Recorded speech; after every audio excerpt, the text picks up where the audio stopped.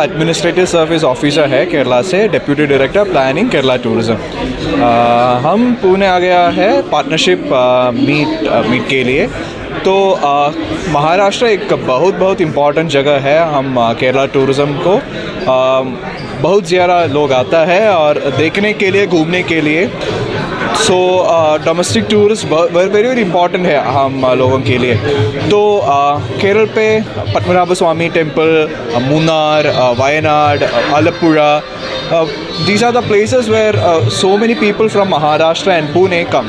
So Kerala tourism तो ये सोच है कि जो बिज़नेस के बाद है ना, टूरिस्ट बिज़नेस के साथ जो पार्टनरशिप होता है, जो बातचीत हो रहा है, इसलिए टूरिज़्म सेक्टर को बहुत अधिक बिज़नेस हो जाते हैं और हम लोगों को कुछ पहचान हो जाता है कैसा डेवलप करना है, क्या क्या प्रेफरेंसेस है टूरिस्ट को।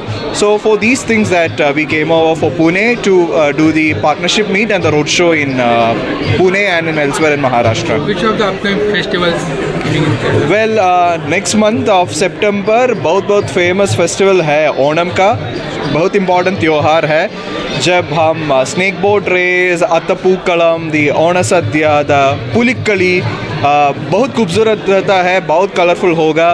तो और ये तो हमारा नेशनल फेस्टिवल है because there is no cultural difference, no religious difference, no caste difference. Everybody comes together and they enjoy the festival of Onam. और हमारा जो ड्रेस भी है बहुत खूबसूरत लगता है, जो हैंडलूम वाली, और बहुत त्यौहार भी इसके साथ मनाए जाते हैं। तो ओणम है हमारा बहुत very important festival.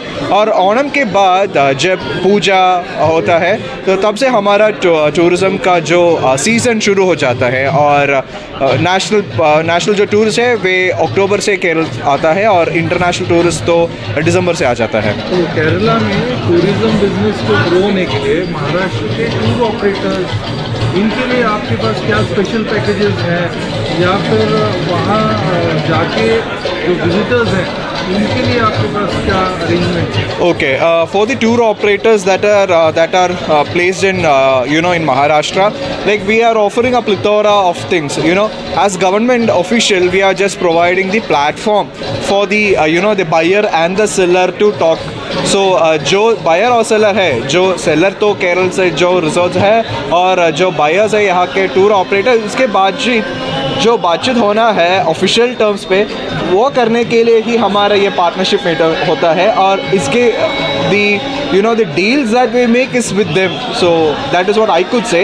But for the people, for the tourists who are coming to Kerala, I would assure that जो भाषा एक प्रॉब्लम है ना, तो हम वहाँ पे कुछ टूरिस्ट गाइड्स भी है, उसको हिंदी और मराठी का training we have given training for them.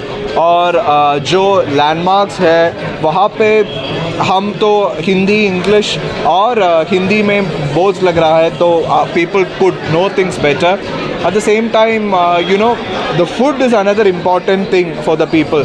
So the food which is much popular in Maharashtra is available in Kerala in most of the important places. At the same time in Kerala there are some food items जो महाराष्ट्र से influenced है। मेरा जगह पे एक बहुत sweet वाली बोली होता है जो पूरम बोली का एक रेप्लिका है।